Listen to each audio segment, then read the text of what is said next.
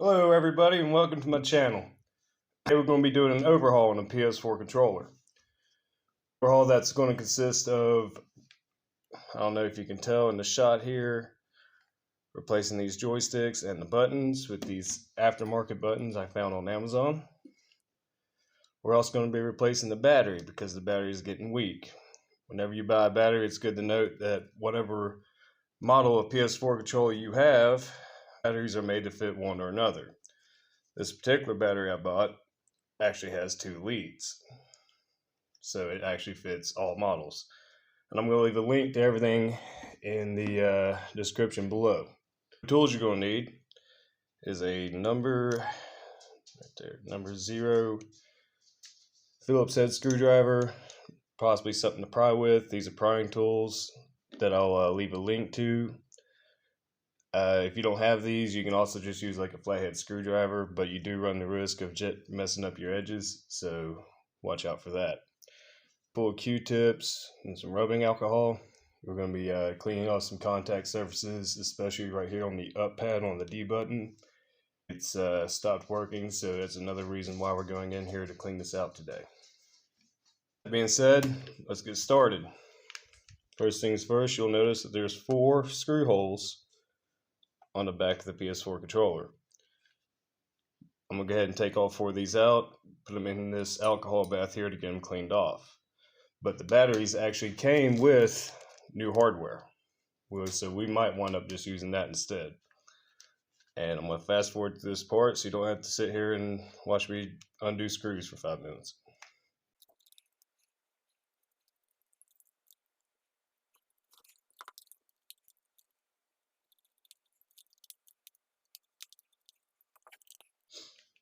Alright, now that we got the 4 screws out, we're going to separate the 2 halves of the shell. To do this, we're actually going to begin prying on one of the sides of the controller here. And we'll put some downward pressure on the lower portion of the shell while prying up on the outer portion. Kind of like that. Same goes for the other side. Then you want to get your prying tool and just kind of pop around the edges just to separate the 2 halves.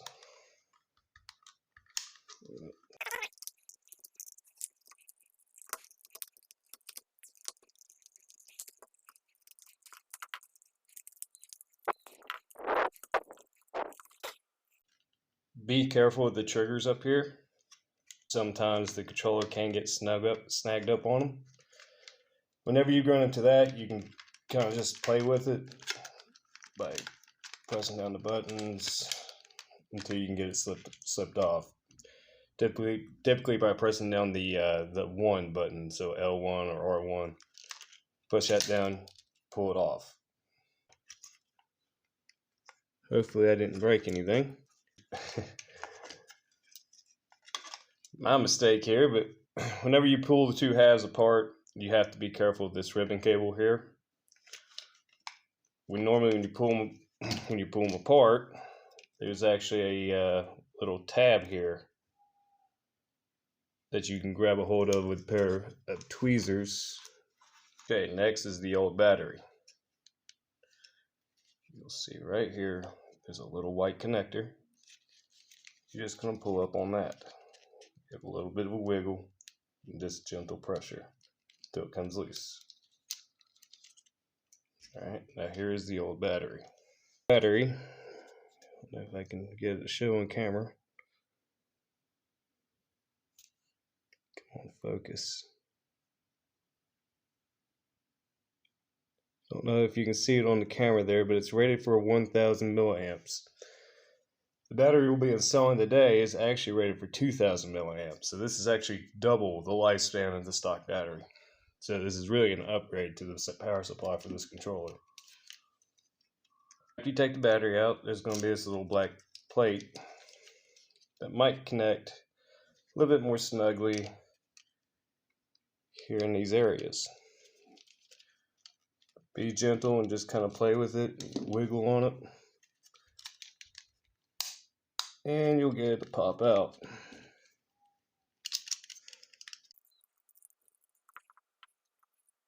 Now, there's another screw right here on the motherboard. You're going to have to take that out as well.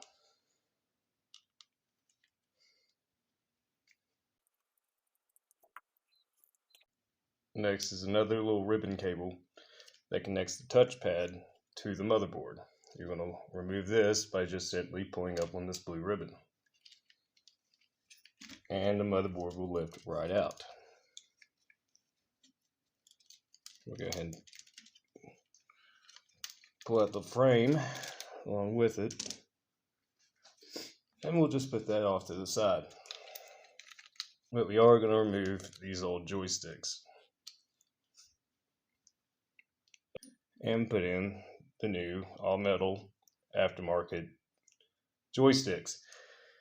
And then, guys, I'm going to leave everything in the description below and Amazon links in order to buy everything that you see today. The case you actually see is one that I painted, and if that's a video that you guys be interested in seeing, painting a controller video, then let me know in the comments below.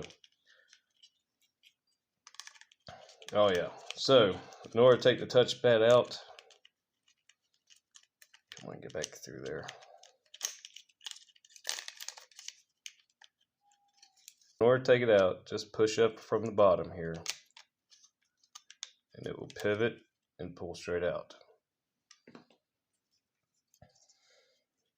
Now we're going to save these touchpads, and we're going to clean these off with a Q-tip dipped in alcohol. As well, I don't know if you can see here on the motherboard, these little black pads, we're going to clean these off as well, because these are actually what make contact when you press the buttons. Can't forget the home button. Now be careful of the share and options buttons. They do like to fall out on you. So we just pull them straight out. Ooh, that one needs cleaned badly.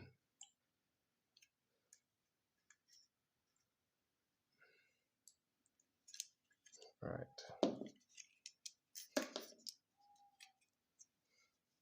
And these are all the old buttons. And we're going to keep the old home button. Now while we're here, we're going to take this time, we're going to clean out all the crevices. You're going to notice there's going to be a nasty amount of debris that builds up, like dead skin cells, food particles, oils, and you just kind of want to take a Q-tip soaked in alcohol here, go around the edge,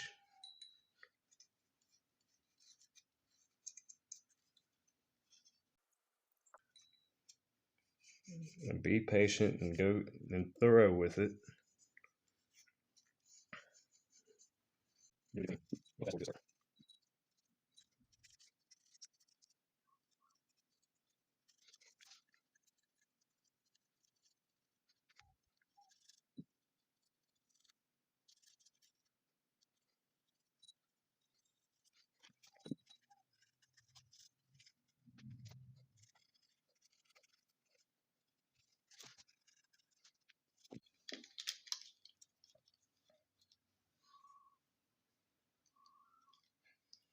Alright guys, now we're going to clean these little pads.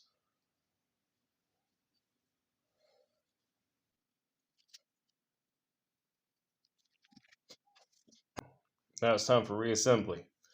We're going to put the buttons in the respective slots, the action buttons.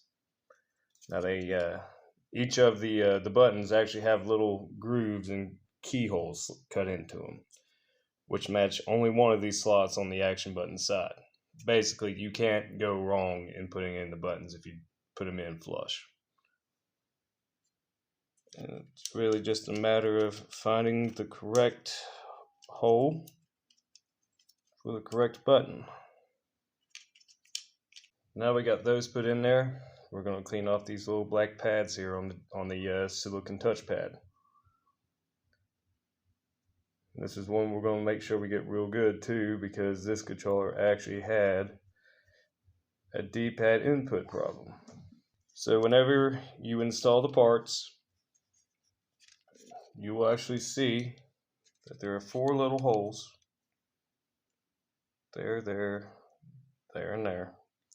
They'll line up with pins in the action button slot.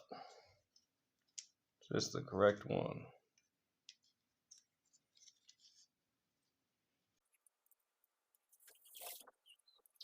And we're going to repeat the process on this side.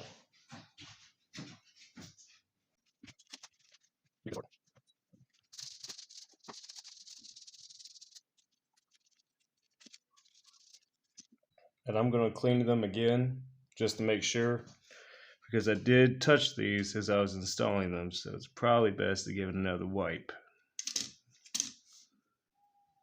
Next we're going to get our buttons.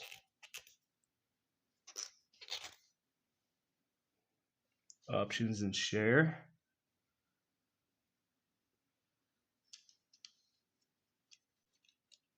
And you're going to put them in their respective slots with the hole in the downward position. Let me get closer to the camera so you can see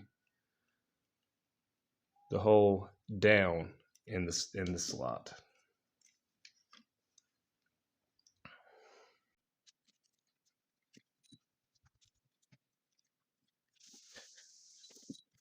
Next, we're going to reinsert the touchpad. Curved in goes in first, presses up against this top rail, pivots in. Motherboard assembly normally goes in face down. See if I can keep these thumbsticks on there long enough. Okay. So these metal thumbsticks are actually kind of heavy, and they want to fall off of the control module. So this is going to be interesting to try to get these lined back up. But feels like I can get them in there.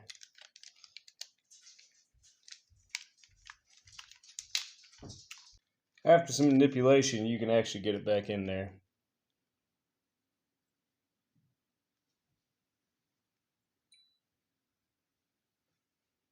Try to get that screw back out.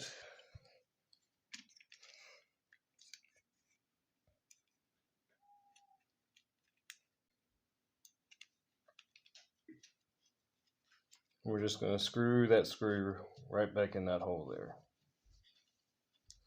Now we got to get the ribbon cable. It's going to be hard to film here.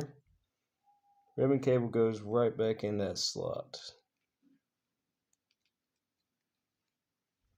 Okay, you're actually going to push it upward that way. Next is the carrier assembly for the battery.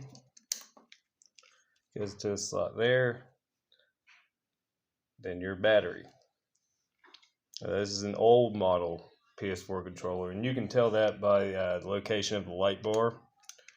The newer models will actually have a secondary light bar that runs across the front of the touchpad here, while the older ones don't. The older ones will use the larger connector, while the new models use a small connector.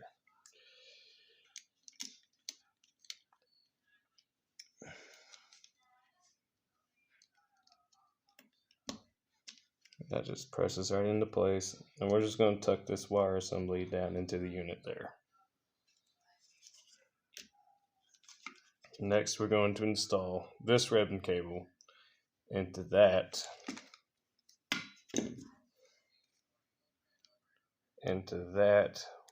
ribbon cable connector.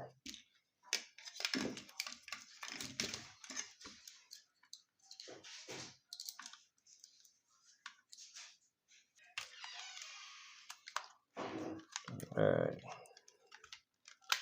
now you want to press down on the L1 and R1 buttons as you push these into place. And it is going to take a little finessing, a little negotiating, but you're just going to kind of manipulate this back into shape.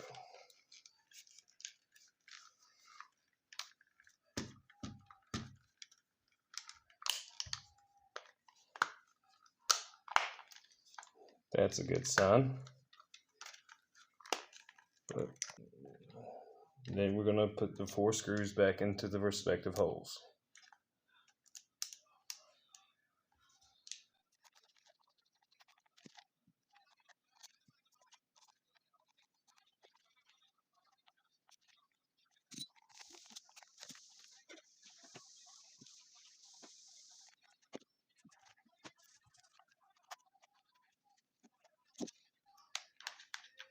Checking everything over. All the buttons feel responsive, nice and clicky. I don't feel any kind of latency.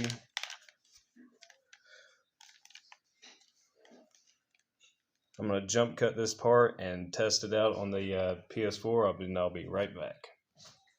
Okay guys, everything came back well. Up button functionality has been restored. The brand new battery has been installed. The new buttons, new facings have been installed. Everything looks good. It looks good. And that's actually it for this video. If you guys found this helpful, if anything was informative, let me know down in the comments below. And if you want to see more videos like this, make sure you like, comment, subscribe, tell a friend, and I'll see y'all next time.